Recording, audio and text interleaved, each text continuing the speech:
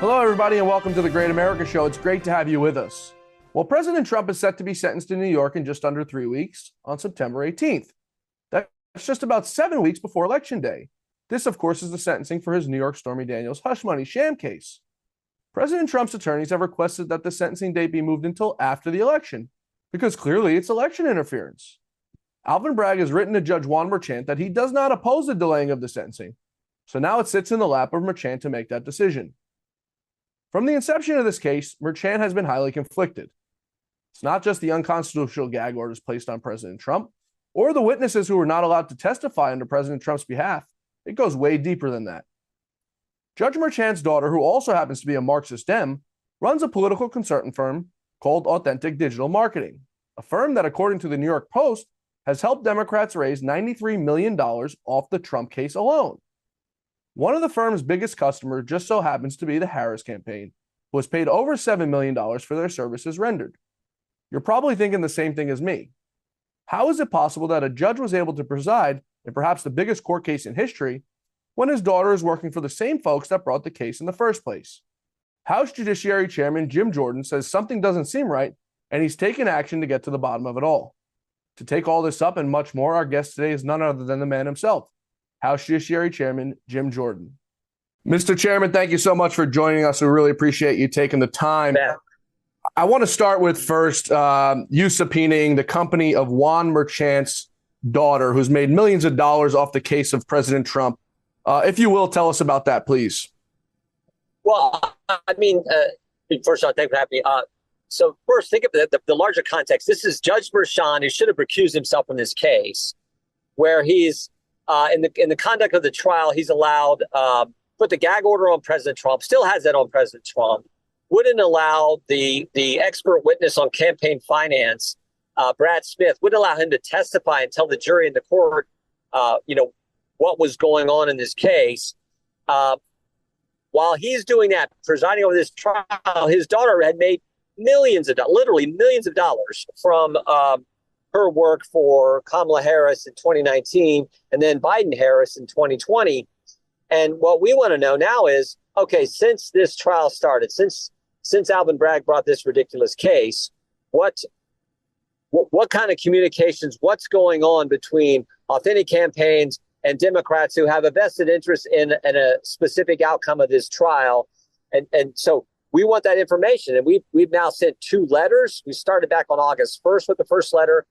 We've got nothing from them. So we said, look, we're going to issue a subpoena, which we did yesterday. Yeah, I don't know why it's so unreasonable for you guys to be investigating a company that's raised $93 million, according to the New York Post, $93 million off the case in total. Her pocketing over $2 million just from working on that case alone. Why that's so unreasonable, especially when President Trump still has the gag order on. Yep. I want to read this for the audience. This is a tweet from Mike Nellis, the CEO of the company, in response to your subpoena. And like you had mentioned, on August 16th, you had sent a letter asking for them to turn over documents. And like most Democrats do, they ignored it. So here's the letter that the tweet that he had put out.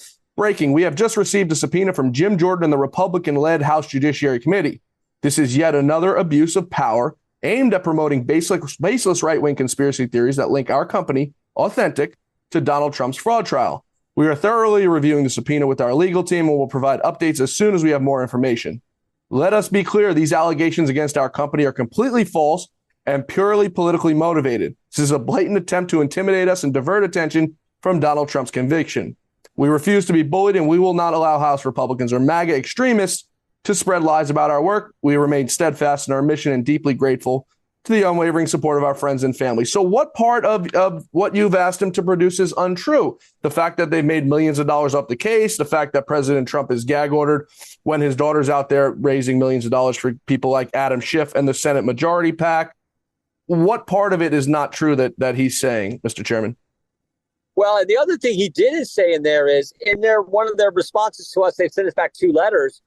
One of their responses, they said, we do have some documents relative to this request that you've asked, or this request from you, but we don't think it meets a legitimate legislative purpose, so we don't think we have to send that. Well, that's not how it works. We determine the legislative purpose. And oh, by the way, we actually went to court when Alvin Bragg argued the same thing. We went to court and the judge says, no, Mr. Pomerantz, you have to be deposed. You have to sit for a deposition in front of the Judiciary Committee. So we won. The one time we went to court relative to this case, we won. The House won. The Judiciary Committee won. Right. So if that's what they want to do, okay. But our record right now is 1-0, and we determine the legislative purpose. And the courts have said the legislative purpose is a broad category. We've got legislation we've passed, John, that deals with venue. If you're some rogue state prosecutor going after a federal official, the federal official should have the ability to move that to a federal court. If our bill that we had passed out of committee, if that were law right now, Judge Merchan wouldn't have presided over this case. So there are all kinds of reasons why we need this information. Why is it that it constantly, whether it be, issues with COVID regarding Bill Gates is involved or Klaus Schwab, we have this case. Why is it that whenever there's some sort of suspect thing going on, it's always the same actors involved and their family members involved? Yeah. The Clintons, you had the daughter of the Clintons working on everything.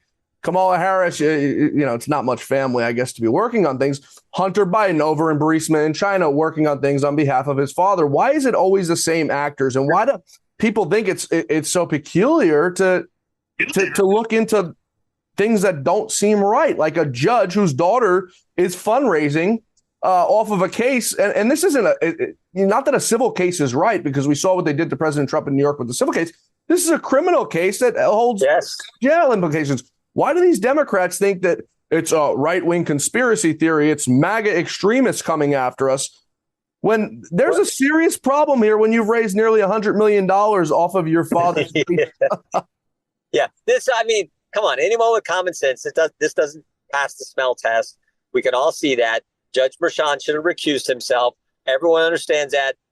Multiple legal scholars have said this makes no sense for him to preside over this case. And then when you couple that with the kind of rulings he did in the course of this case, right, and the fact that the gag order still sits there, and the fact that on the 18th, here's something really important.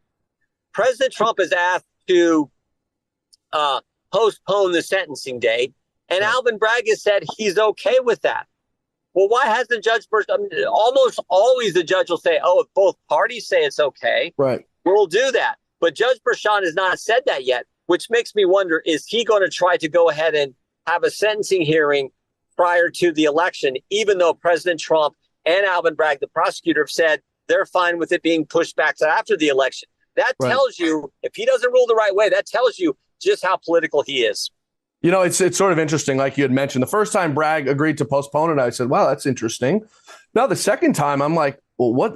Does Bragg realize that they've screwed up royally here? I'm starting to really wonder. And there's no doubt that Bragg definitely had political pressure to bring this case. There's evidence now that shows that. And I'm sitting here wondering, well, maybe Alvin Bragg is maybe feeling bad that it's come this far, or he's feeling bad that he's going to be in a little bit of trouble. I want to ask you, Mr. Chairman, what do you say to the people? And I've worked in Congress before. I know everything takes a million years to get done. But what do you say to the people who just say, well, it's another strongly worded letter. When are we going to see, action taking? What do you say to those critics? Well, I say that, 3 weeks ago, GARM, the Global Alliance for Responsible Media, which was censoring conservative websites, conservative platforms, telling companies, oh, you don't want to advertise on these conservative shows and platforms and websites. They discontinued operation because of our investigation. I say the Disinformation Governance Board that the Department of Homeland Security was trying to form, that went by the wayside. They said, oh, we're no longer going to do that because of stuff we were working on in Congress, and frankly, good guys like you on the outside who were getting the truth to people. I look at the IRS no longer making unannounced visits. I look at the letter we got from Zuckerberg, which we did a year-and-a-half investigation. And Mark Zuckerberg admits in a letter he sent to us earlier this week, the Biden-Harris administration was pressuring us to censor. We, in fact, censored. And we throttled back the Hunter Biden story. And, oh, by the way, I'm not going to do Zuckerbucks anymore. So just sometimes doing the oversight changes what happens. And so we just got to keep that up. And then we can't prosecute anyone because, we don't control the Justice Department. That's for the Attorney General to decide. Right. We're going to take a quick break here. You had mentioned Mark Zuckerberg. I want to take that up on the other side of this break because that's another important issue going on as we go into the 2020 election, 60 plus days away. We're going to take a quick break. We're talking with House Judiciary Chairman Jim Jordan. We're coming right back.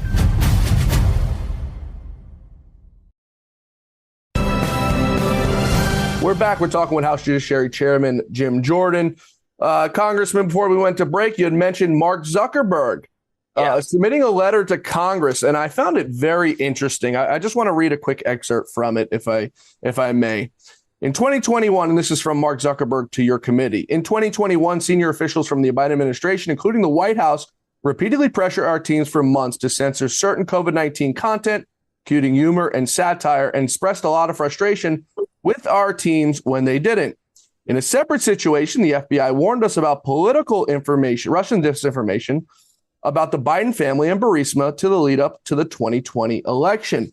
What has caused Mark Zuckerberg now to come out and start admitting these things? Is something going on? Well, I think he knew we weren't going to stop.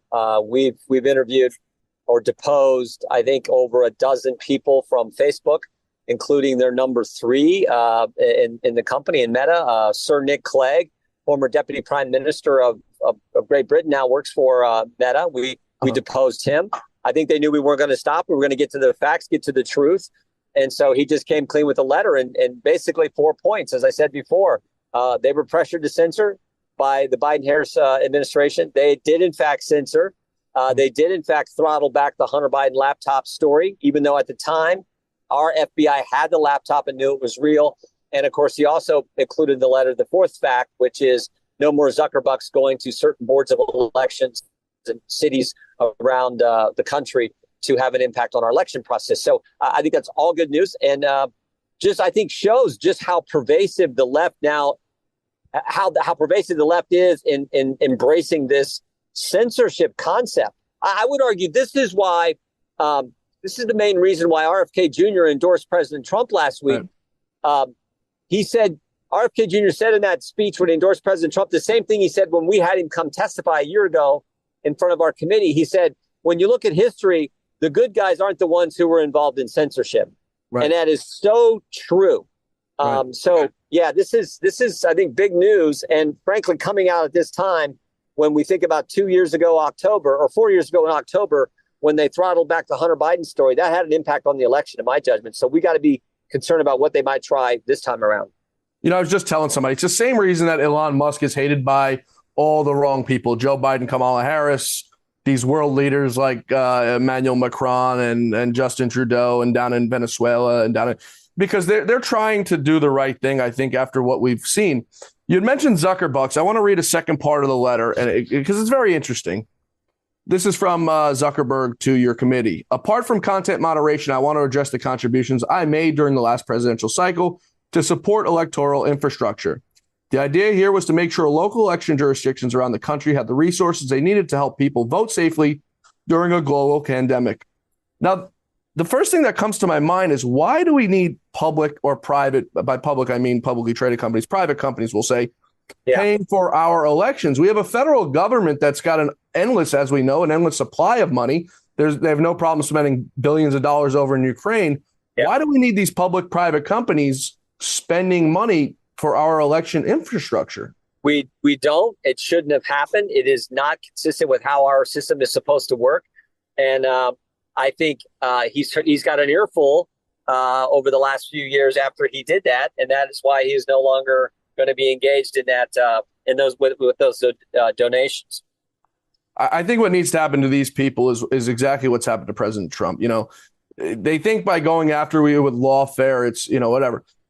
These people need to be drained of all their resources. The money needs to be, to be spent prosecuting and persecuting these people so that they feel the pain of what President Trump has went to. But a big part to blame, I think, is the media. And I want to read this headline to you because this came out after you received the letter. And it's from none other than Politico. Politico, quote, Trump claims Zuckerberg plotted against him during the 2020 election in soon to be released book. Well, I'm not sure really where the claim is when we just read that letter that Mark Zuckerberg admitted to it. Yeah, he admitted to 4. Like I said, he admitted to 4 facts. I got pressured. We succumbed to that pressure. We also throttled back the story, and we're not giving Zuckerbucks, which we did in 2020. I mean, you can't change the four facts he outlines in that statement. But that's today's press. Today's press are cheerleaders for the left. Right. I always say the left has a template, John. The left's template is the left will tell a lie. Big media will report the lie. Big tech will amplify the lie. And then when you tell the truth, they call you names. Right. They'll call you racist. They'll call you extremist. They'll call you whatever. They'll say you need to be investigated because you're a parent showing up at a school board meeting concerned about you. I mean, it's just that's the template. And then what always happens is our position turns out to be true. Right. And by that point, they don't say, oh, we're sorry, we were wrong. They're already on to the next lie. Exactly. So exactly. Just how they operate. I was talking to somebody the other day. There's no integrity. And Lou was one of the last people in this industry who had integrity and was accountable and held himself accountable and all of us accountable for things that we did wrong. And I think a big part of that is Section 230, which we heard RFK talking about the other day with Tucker Carlson. Why should these media conglomerates who have done so much damage to this country and to the American people, whether it be COVID, whether it be these elections, the lies, why should they be afforded Section 230 protections where they're allowed to do and say whatever the hell they want? And like you said, when they get proved wrong, they gaslight and they're on to the next thing and people don't even know what the hell happened.